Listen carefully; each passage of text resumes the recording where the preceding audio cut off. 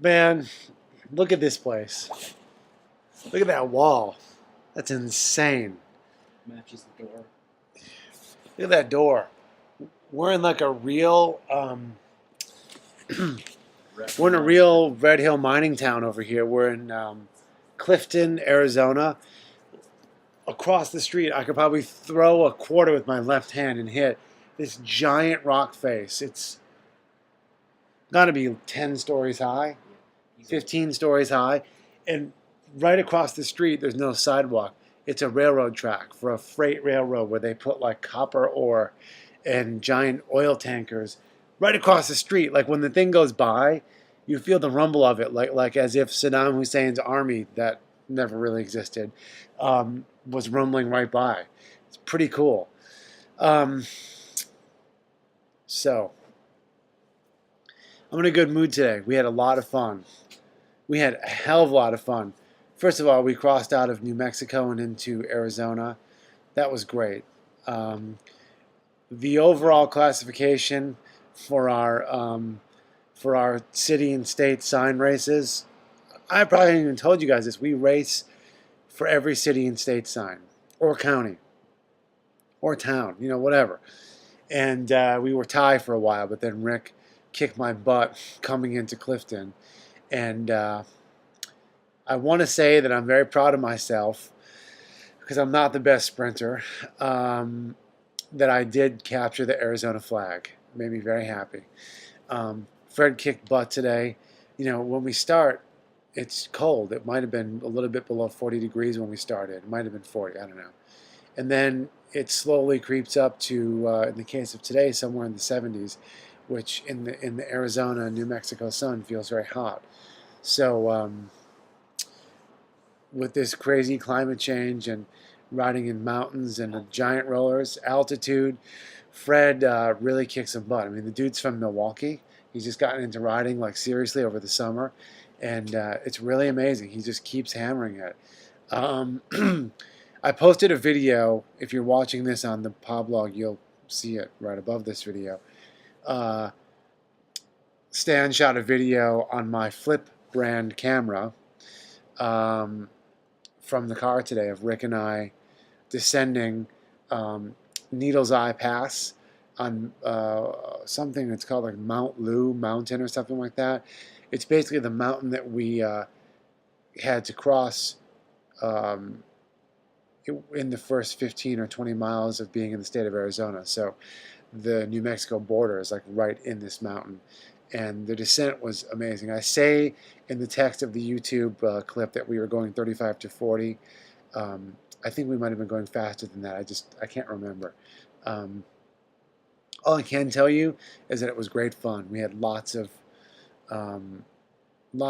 beautiful views and fast roads, and it kind of sucks when those two things happen at the same time because you really want to slow down and look at the beautiful view. But we'll take it.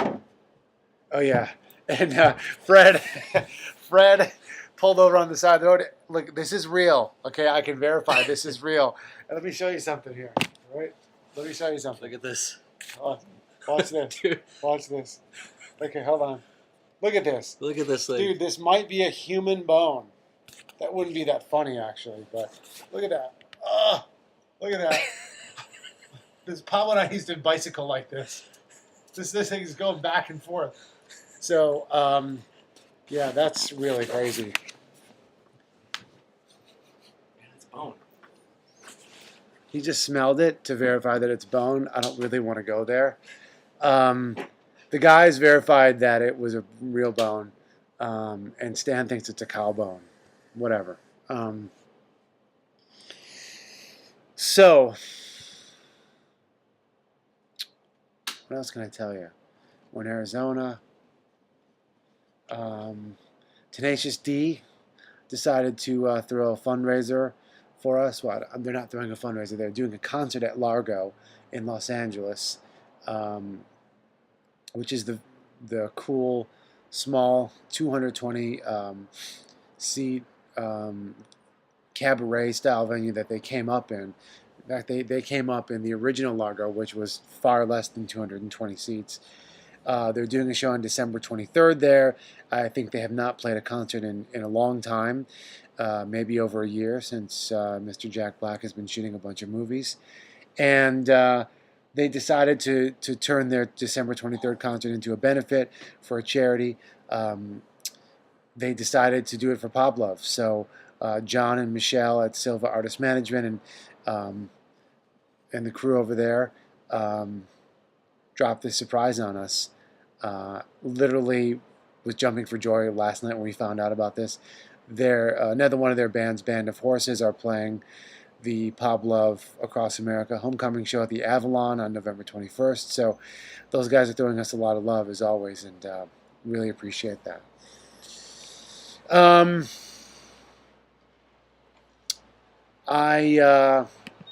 I want to say that I'm happy to be happy.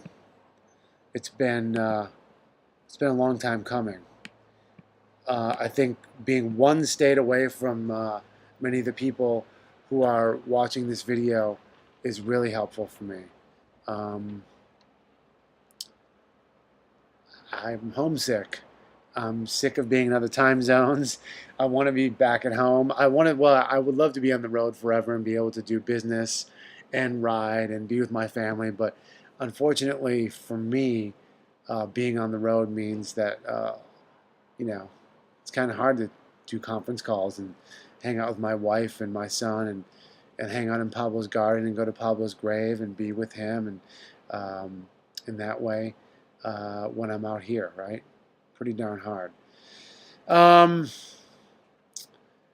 Dudes, I'm looking through our list of children, and I want to dedicate tonight to Patrick Cozad, whose nickname was Patrick the Great. He was from Portland, Oregon, and he passed away about less than a year after he was diagnosed with cancer. He was diagnosed on September 15 of 04, and he passed away on April 13 of 05.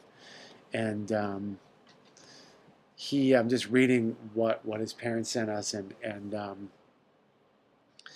she said that he earned his wings on April 13, 2005 at 7:05 p.m. And her name is Roxanne, and she's Patrick's mom, and she has emphasized that his nickname was Patrick the Great, and just kept jumping out on me. Patrick the Great. I love that. He was 7 years old. I can just picture him. I don't even know what Patrick the Great looked like. But that was his name.